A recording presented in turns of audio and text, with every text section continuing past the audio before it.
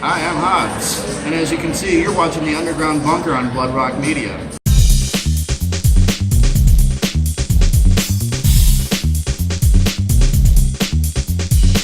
Hey everyone, thanks for watching the show. What this is, it's a weekly series where I talk about bands that you guys really should be paying attention to. And that will go with anything from pop rock to death metal, because I don't know about you, but I like Combi Christ, but I also will bump the crap out of some Katy Perry if I'm in the car and the mood is right. You know, like whatever you gotta like. That's cool, even if it's Pantera. I got wine in my glass, I got my cat at my feet, let's have a fucking show. First band I'm going to talk about today is this insane fucking band out of Edinburgh, Scotland. They're called Batian Masters. I'm a fucking damn in a bobby world. Life is plastic. It's fantasy. You can brush my hair and trust me everywhere. You know, every week I write down scripts for the stuff that I'm covering, and I don't know if everything that I'm going to say about Batian Masters is going to do it any justice, because I will read you this. This is their bio. This is their bio, and I'm not shitting you. This is exactly what's on their Facebook page. A ham sandwich and a large piece of metal were merged 6,000 years ago in the hope that something might spawn. Unfortunately, nothing happened, but 5,992 years later, Batian Master was formed and chud. That's their shtick. You really can't, I mean, you really cannot mentally prepare yourself for a band like Batian Master. But I can tell you this, just sit there for a second, and I will give you a second, sit there for a second and think about the name Batian Master. Just think about it, Batian Master. Yeah, look at the logo, that's jizz. That's jizz. Batian Master, isn't that fucking awesome? So, seriously messed up guys. Seriously messed up, but so much fun. How can you hate a band that does a grindcore version of Barbie Girl? I mean, first of all, when's the last time you ever listened to that song? Okay, go back and listen to it, and then listen to this version. You're never going to want to hear the other version. You're never going to unhear this version. It just, you really can't say enough about it. They've got two full-length albums. One's called Om Nom Nom Nom Nom. I might have linked up in that one a little bit. Om Nom Nom Nom Nom Nom Nom Nom Nom Nom. If you are a pure metalhead, you will have no idea what that is. For you lead speakers, you know it's funny. All right. And their newest one's called A Massive Dinosaur, and I really, really, really dig it. And like I said, there's a whole bunch of stuff I could be telling you out of the script, but basically it all comes down to this. Every week that I'm doing this, I try to find something in a band that I really like, and when it ends up being a band that doesn't take themselves too seriously, because there's a lot of bands that do that to a tragic effect.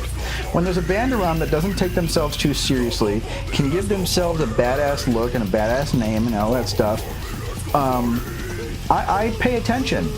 You know, I think I'd like to equate with them as sort of a grindcore version of Psychostick, because all their stuff is like that, and I don't think there's enough bands like that.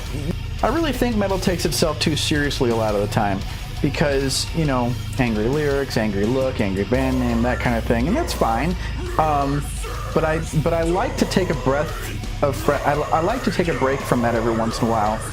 You know, and listen to something that's gonna make me feel good about feeling badass. And Batian Master will do that for you.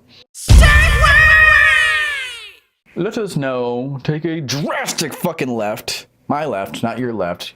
My left, your right. Whatever, it's left. We're gonna go left. Left. We're gonna do something else. We're gonna talk about a band out of New York. This is a pop rock band called Skiver.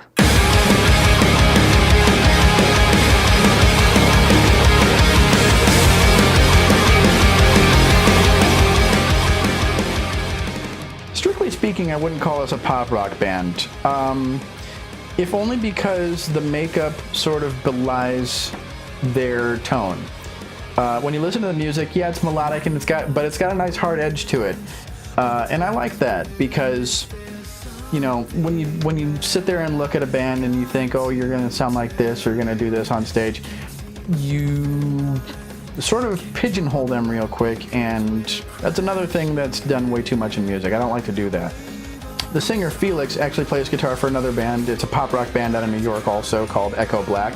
I actually drove for them for one of their tours, and all of them are seriously cool. And Felix is such a nice guy. And he actually, I'm not even kidding about this, when we were on tour, he bought me a first print of the Ramones self-titled album. He's that nice, and he's super cool, incredibly intelligent. And when he put this band together, he had a definitive vision in mind. So with that said, they went into the studio and recorded an EP called Gloss. And if you're in for it, it's really, really good music. I highly recommend that you check these guys out, because you could seriously do with a detour in your musical database. And we all could. So yeah, check them out. Skiver, out of New York. Segway! We're going to bring it back up for a bit to talk about a band that's doing what they do, and they're doing it in the right way. This is a band called The World Over.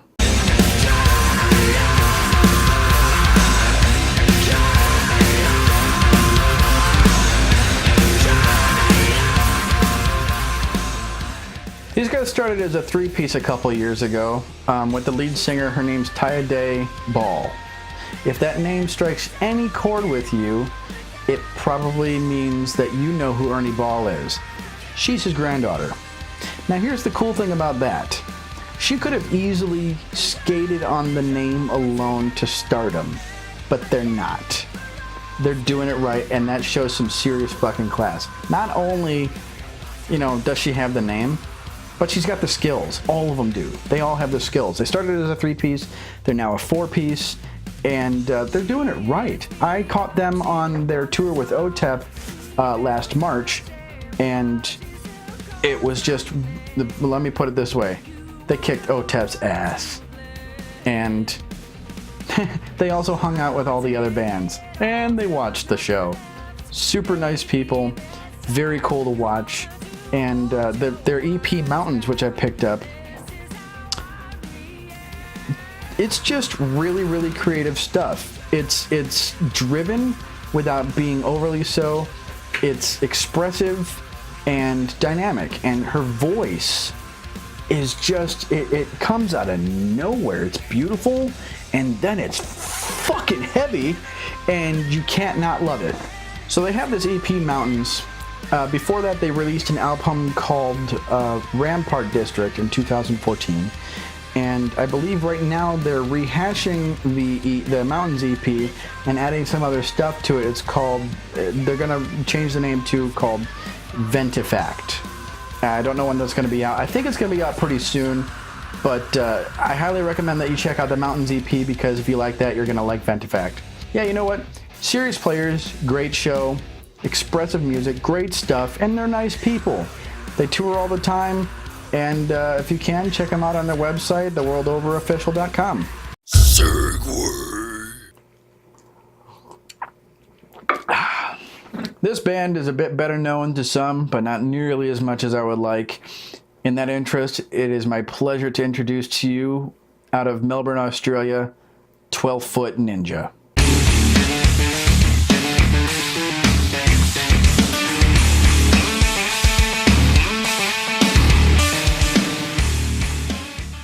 I don't know if I can say enough about these guys.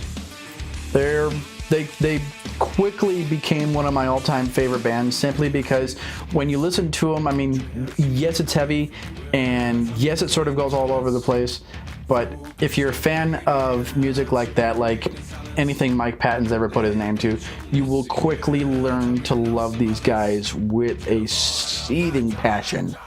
It's just that kind of music.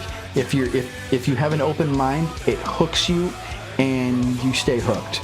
They've got 2 EPs and then 2 full-length albums. One's called Silent Machine, and the newest one, which they actually funded through Pledge Music, it's called Outlier. And it is, both albums are seriously fucking badass stuff. Even their earliest stuff is really cool. Even it was a little really, really right there in your face, we love Mike Patton And there's nothing wrong about that. Anybody who likes Faith No More or Tomahawk or Mr. Bungle has a really good head on their shoulders, I like to say. Because when you get into that kind of music, first of all, you open up yourself to all kinds of other music, whether or not you're even ready for it. It's just that kind of style opens you up to a completely different mindset as far as when you're looking at music. And 12 Foot Ninja does that in the first 5 seconds of any one of their songs, because you immediately start with, oh my god, this is fucking heavy, and then what the fuck, disco? So it's really, really cool stuff. The first single on Outlier was called One Hand Killing, and god fucking damn it, I have it in my car and I play it every time I get into the car without fail. It's the first song on my playlist in my car. And yes, they're all, and this is all just added to the fact that they are all super, super cool guys. You know, they will take time to talk to anybody that's at their shows. One really cool thing about this band is they sort of stray away from the traditional look on stage. They don't actually, the guitar players don't actually use any amps on stage. So you're looking at them, and the bass player has a cab, but he mostly runs through his rack. But Stevic and Rowan, the guitar players, they use Line 6 tech, and then they actually use Line 6 guitars. Bet you didn't know Line 6 made guitars. Well, they do. They used to make basses, which I actually have right over there. It's really fucking cool. But the newest shit that they came out with is the James Tyler Variax. And this thing will make it sound like 50 some odd other guitars, and you can tune it in any way you want. And they use that to sound like that. And then they use it to sound fucking metal as shit 10 seconds afterwards. It's really, really fun to watch. It's awesome to listen to because you never really know what to expect yet with these guys, and I like that. I like that kind of unpredictability. They are going on tour very soon. I believe it's a European tour, and I wish they'd come back to the States because I love to watch them on stage. Love to watch them on stage. And it's not just because the music rocks. They really, really put on a really good show. Like I said, they're a bit better known to some than the bands that I'm going to cover on this show, but because they're not pushing 100,000 people or 1 million people or something like that, I really felt the need to talk about them because they are that fucking good. They're one of my favorite bands in the whole world, and I highly recommend you check them out. Segway! And now, we are going to take a swan dive into a jizz-filled river of shit while we talk about a band from the fucking Czech Republic. They're fucking called Spasm.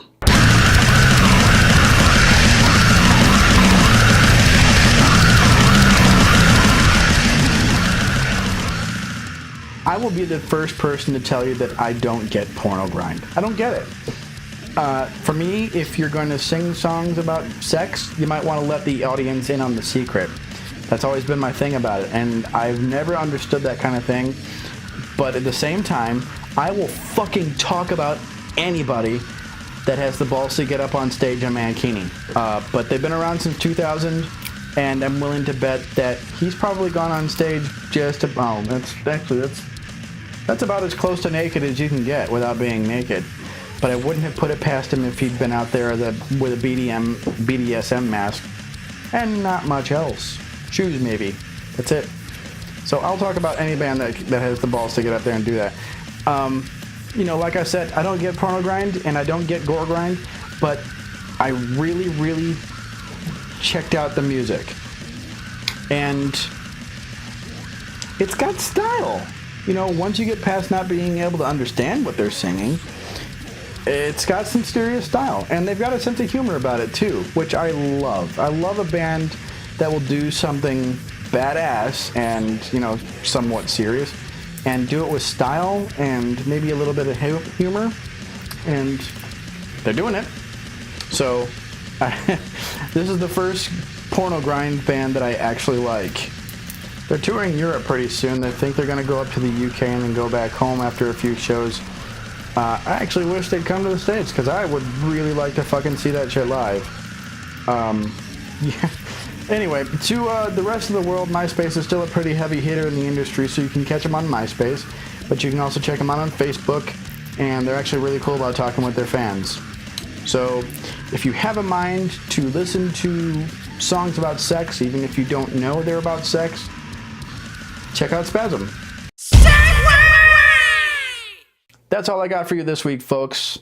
Leave your questions and comments in the section below. Be sure to hit like and subscribe so you can check out the other Bloodrock videos. Make sure you check out the Underground Bunker on Facebook and our new Spotify playlist that has every band that I cover on this show, and so we're going to be adding to it continually. You can also follow me on Twitter at HobbsCaltus, and if you got a little bit of time, check out my band, The Toxic Dream. I'm going to leave you with this remark. Only you can save the underground. And if you really give a shit, you'll do it. I'm Hobbs. I'm out.